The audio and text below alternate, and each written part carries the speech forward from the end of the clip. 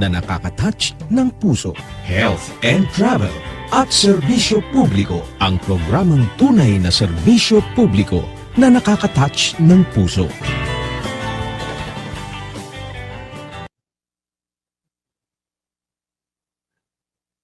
Magandang araw sa inyong lahat, sa ating mga tagapakinig dito sa DWBL 124 kHz, ang radyo ng serbisyo publiko.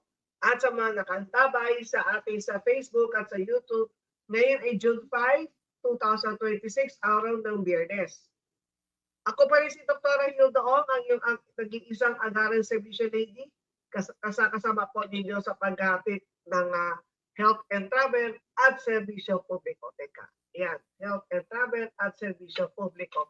Ang programa nagbibigay ng tamang impormasyon at kakaloob ng mabilisang serbisyo para sa bawat Pilipino. Sa programang ito, tatalakayin natin ang usaping pangkalusugan, mga serbisyo, panlipunan, mga programang makatutulong sa inyo at sa inyong pamilya, at sasagutin natin ang iyong mga katanungan ng malinaw, tapat at may malasakit. Dahil naniniwala tayo ng tamang impormasyon at maagap na aksyon ay susi sa mas maayos na pamumuhay. Kaya naman natili po kayong nakatutok at makilahok dahil dito sa programang Health and Travel at Serbisyo Publiko. Ang serbisyo hindi lamang sinasabi, ito ay agarang ginagawa. At sa kabila ng bangayan sa politika, ang mga ahensya ng pamahalaan ay patuloy lamang sa pagtatrabaho at pagsasagawa ng kanilang mandato. Isa na rito ang Pag-ibig Fund na nitong lamang June 2, 2026 ay muling nagsagawa ng isang project site inspection. Bahagi ito ng patuloy na pagsisikap ng pamahalaan na maisakatuparan ang pangarap ng bawat pamilya Pilipino ang makaroon ng sariling at disenteng tahanan. Mapapanood natin ang isinagawang site inspection ng Department of Human Settlement and Urban Development o DSUD at ang Pag-ibig Fund dito po sa Novista Homes sa Lipa City, Batangas. Isang konkretong patuloy na pagpapatupad ng Expanded 4PH program ng Administrasyon Marcos. Ito po ay nung Merkules po, kaya di po tayo nakapag-programa. Tayo rin yung agaran serbisyo lady, nandun po mismo sa site inspection at ito po ay mapapanood pa ninyo. Panoorin ang unang bahagi ng pagbisita ni DSUD Secretary Ramon Alilig at Pag-ibig CEO Marilyn Acosta. Ito po panoorin po ang part 1.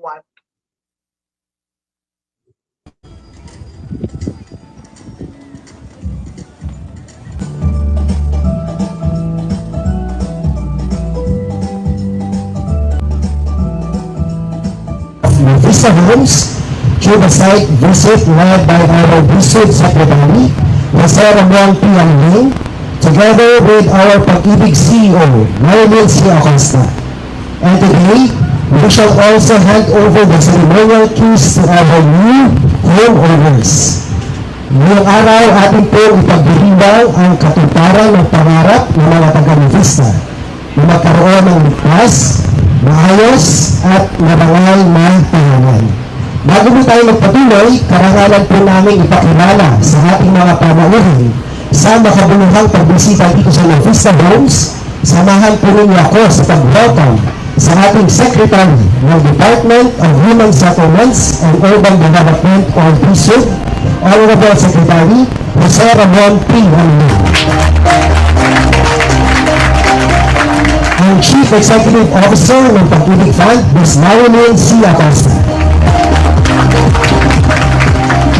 Kasama rin po natin ngayong hapon ang Deputy Chief Executive Officer ng Marketing, Product Development and Sales Cluster ng Pag-ibig Fund, Mr. Alexander G. Aguilar.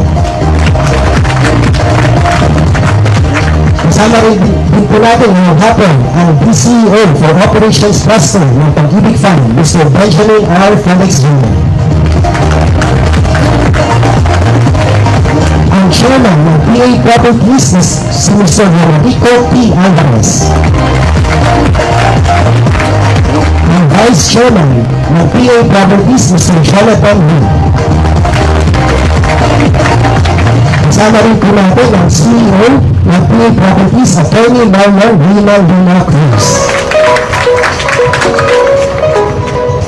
Narito rin po ang ating mga undersecretaries at assistant secretaries at pinabati rin po natin ang management, engineers at staff ng PA Properties. Ang ating mutual partners at higit sa lahat ang mga homeowners ng Vista Homes. Welcome po at maraming salamat sa inyong pong pagkakas. Para sa mula ng ating pong programa, isang karangalan po natin makasama ngayon ang isa sa ating mga katuwang sa pagsusulong ng paunlad ng mga komunidad gaya ng Vista Homes. Ang PA Properties ay patuloy na nagbibigay ng dekalidad, abot kaya at maasahang pabahay para sa libo-libong pamilyang Pilipino. Sa pamamagitan ng kanilang dedikasyon at malasakit, mas marami ang mabibigyan ng pagkakataon na magkaroon ng sariling tahanan at mas magandang kinabukasan. Ladies and gentlemen, please welcome the Chairman of PA Properties, Mr. Enrico P. Alvarez.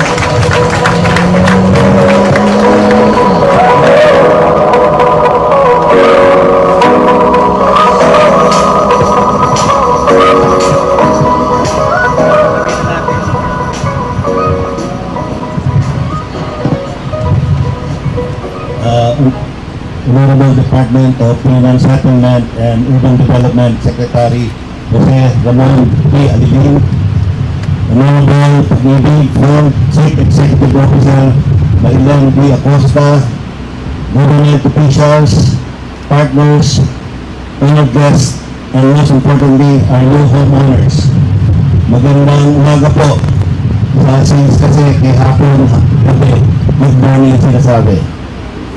Today is a day of celebration, gratitude, and fulfillment.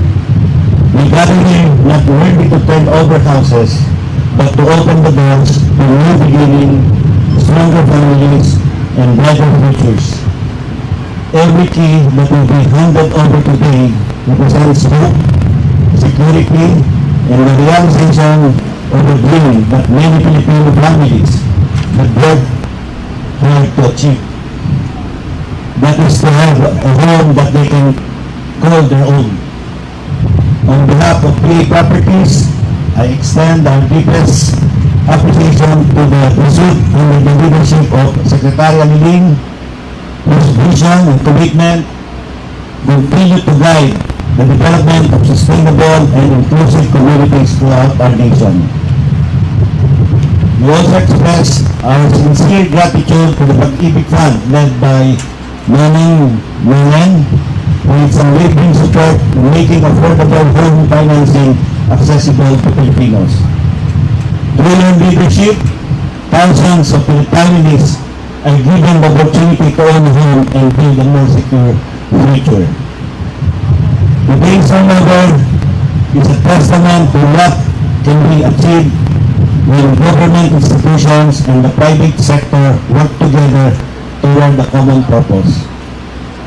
It reflects our shared commitment to addressing the housing needs of our people and contributing to the national goal of providing decent, affordable, and resilient housing for every Filipino family. PA Properties stands firmly alongside the government in this mission.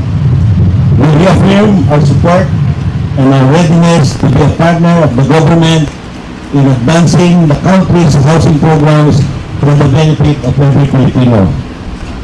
The entire Vista Lipa is about 44 hectares, with approximately 20 hectares for future development.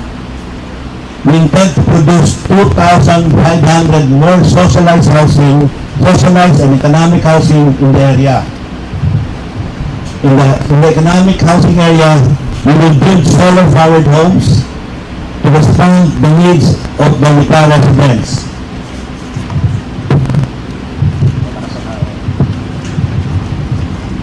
Dito po yung per expansion namin, Secretary, at saka yung left side natin.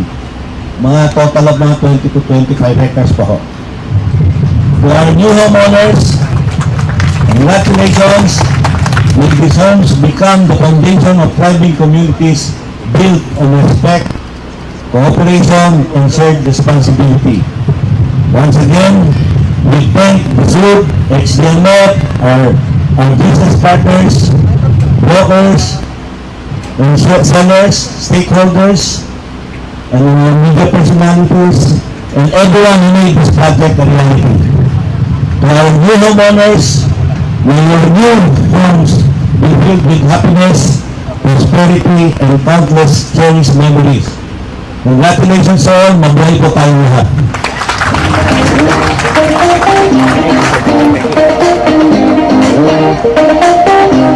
Maraming salamat po, Mr. Alvarez, sa inyong inspiring message at sa inyong commitment sa pagpapaganda ng buhay ng maraming Pilipino.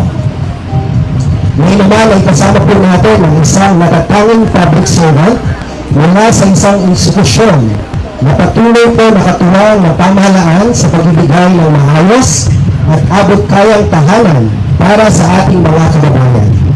Sa kanyang pamumuno, higit pang napalawak ang serbisyong pabahay na nagbibigay ng pag-asa at oportunidad sa milyong-milyong Pilipino.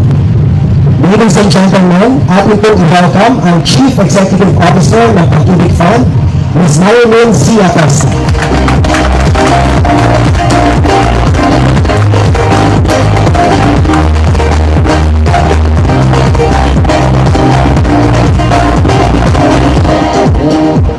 Thank you, Richard. Magandang hapon po sa ating lahat. Hindi ko na kayo iisa-isahin kasi mahaba itong sasabihin ko. Pero bago ko makalimutan, Sir Bing, nakalista na yung 2.5. Alex, Benji. Yung target nyo pa na yung request nyo sa akin na bawasan na. Eh, may 2.5 pala dito. Hindi yung kasama. Tapos, narinig ko sabi nyo, yung mga economic housing, lalagyan nyo ng solar. Eh, bumulong ako kay Sec. Kasi alam ko, kaya hindi ko nilalagyan ng solar yung socialize. Kasi medyo mahigpit na, o ano ba ang term doon? Mahigpit na yung manipis na kung hindi nakakayanin kung lalagyan nyo ng solar. Kaya nagsuggest ako kay Sec baka pwedeng gumawa ng ceiling ng socialize na may solar. Actually, suicide na naman sa amin yun sa Pag-ibig. Alam niyo kung bakit? Kasi, di ba ang solar, ang horizontal ngayon na 950 ay 3%. Eh kung dadagdagan nyo pa meron pa yung move-in na 100,000, 3% pa yun, inano na namin yun. Eh kung dadagdagan nyo pa ng solar, na sana naman huwag masyadong mataas para affordable pa, that will still be at 3%. So, wag na lang kaya. Pero naisip kasi namin, mas kailangan din ng ating mga members na nasa low income na magkaroon ng solar. Kasi yung mga medyo nasa mas mataas ang income, eh mabilis lang makabili yan ng generator, no? Diba? Basta yung pangangailangan lang ha, baka naman socialize, puro aircon ang nilagay nyo, no? Necessity lang. So, ang dami ko nang nasabi. Okay, eto na. So, magandang araw pong muli sa ating lahat. Sa aking paboritong sekretary, na paborito rin kami, Secretary Jose Ramon P. Aliling. Sa ating mga katuwang mula sa PA Properties, mga suki, si Sir Bing, si Sir Jonathan, lalo na si Sir Peter. Yan, diba? Pag nag-text sa akin, Sir Peter, pwede po bang magpag-meeting, magte-text ako sa kanila? May problema ba ulit ang PA Alvarez? Kasi parang naalala ko ni Sir Peter pagka may... Sa aking mga kapwa-lingkod Pag-ibig, sa ating mga media partners, mga Kalamba, kahit sa Lupalop, sa Jensan, nandun din ba kayo? Okay, next week, higit tayo sa Jensan. At higit sa lahat, Nasaan ang ating mga membro at mga bagong homeowners? Pakitaas po ang kamay. Wala. Ayun. Isang karangalan para sa amin na makasama kayo sa napakahalagang okasyong ito. Hindi lamang nating bibisitahin ang isang housing project ngayong araw, kundi sama-sama rin nating masasaksihan ang katuparan ng pangarap ng maraming pamilyang Pilipino na magkaroon ng sarili at maayos na tahanan. Hindi ko pala nabanggit, pangatlong punta ko na po yata dito. Punta ko na dito. Pero hindi nyo nalalaman. Nakakarating ako. Sa ilalim ng pamumuno ni Secretary Ping at bilang tugon sa direktiba ni Pangulong Ferdinand R. Marcos Jr., patuloy nating isinusulong ang expanded pambansang pabahay para sa Filipino Program or Expanded 4PH Program upang mas maraming Pilipino ang magkaroon ng disente, ligtas at abot kayang pabahay. Isa sa mga bunga ng programang ito ang Nuvista Homes Lipa kasi ang lawak pala, 44 hectares. Higit pa sa isang housing development, ang proyektong ito ay isang planado at maayos na komunidad kung saan maaaring magsimula at umunlad ang mga pamilya. Dito, hindi lamang bahay ang naibibigay, kundi isang kapaligirang nagbibigay ng seguridad, kaginhawahan, at pagkakataong magkaroon ng mas magandang buhay.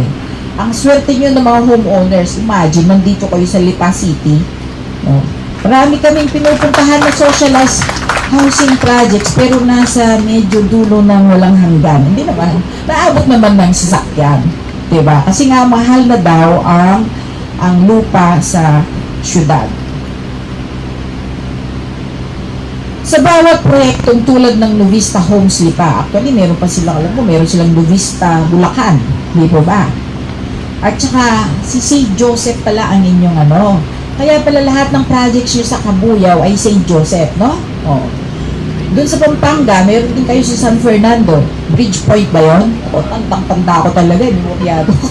Memoryado ko. Memoryado ko pagka maganda yung project. Memoryado ko din pag hindi maganda. Pero ito, memoryado ko mga projects kasi magaganda. Okay. O, diba? Mamaya, mapapatunayan ninyo kasi baka hindi pa kayo nakaikot. Siyempre, na-inspect ko na, no? Naka-punch list na din ako. So, sa bawat proyektong tulad ng Nuvista Homes, lalo nating napapatunayan na kapag nagtutulungan ang pamahalaan, ang Pag-ibig Fund at ang pribadong sektor kagaya ng PA properties, mas marami tayong pamilyang natutulungang magkaroon ng sariling tahanan. Kaya naman, taus-puso naming pinasasalamatan ang Department of Human Settlements and Urban Development, ang PA Properties, at ang lahat ng ating partners sa housing sector na patuloy na nakikiisa sa layunin ng Expanded 4PH Program. Sa pamamagitan ng sama-samang pagkilos, mas mabilis nating maihahatid ang pabahay sa mga pamilyang higit na nangangailangan nito. At para naman sa ating magiging homeowners, nais naming ipaabot ang aming pinakamainit na pagbati. Ang tahanang inyong matatanggap ngayon ay higit pa sa isang istruktura. Ito ang magiging sentro ng inyong pamilya. Ang lugar kung saan mabubuo ang mahalagang alaala, kung saan lalaki ang inyong mga anak, at kung saan magsisimula ang marami pang tagumpay at pangarap. Kaya naman, ito mag-congratulate pero may ipaalala. Siyempre, hindi ako tinawag na manang malin kung hindi ko sasabihin ito. No? Kaya naman, hinihikayat namin kayo na pangalagaan ang inyong mga tahanan at manatiling responsable sa inyong mga obligasyon sa housing loan. Napakaswerte ninyo kasi sa pamamagitan ng expanded pambansang pabahay, yung inyong bibilhin na bahay, yung socialized housing units ay nasa 3% lamang ang babayaran ninyo sa halip na 6.25%. Nagkukumpit-kumpit ako, ang nasisave ninyo dahil dyan sa programa ng gobyerno at ng Pag-ibig Fund, makatipid kayo ng at least 1,500 pesos a month. O i-divide mo by 30, para kang nagkaroon ng salary increase na 50 pesos, tama? So, nagka-savings ka na, nagkaroon ka pa ng sarili mong bahay ng permanente mong address. Pero, kaya sabi ko sana magbayad kayo kasi kung hindi kayo magbabayad, kukunin namin yung bahay kasi yung ipinautang namin sa inyo, nasa 10% lang po ng Pag-ibig members ang nakautang. Kaya yung 90% pera nila ang ipinautang namin sa inyo. Obligasyon din naming protektahan yung savings ng ibang Pag-ibig members. Tama po? Klaro po. Tandaan po natin na bawat hulog ay hindi lamang pamumuhunan para sa inyong sariling tahanan. Ito rin ay tumutulong upang mas marami pang Pilipino ang mabigyan ng pagkakataong magkaroon ng sarili nilang bahay sa mga susunod na panahon. Congratulations sa ating mga bagong homeowners. Naway maging simula ito ng mas ligtas, mas maayos at mas masaganang buhay para sa inyong mga pamilya. Mula sa inyong Pag-ibig Fund, malugod namin kayong binabati. Welcome home.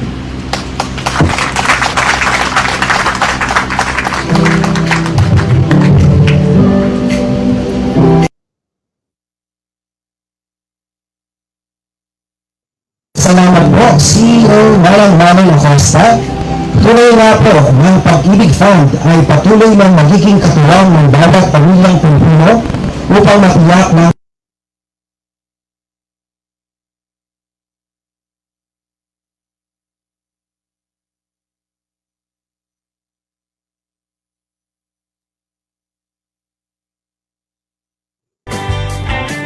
Health and Travel at Serbisyo Publiko. Serbisyo Publiko with Dr. Hilda C. Ong.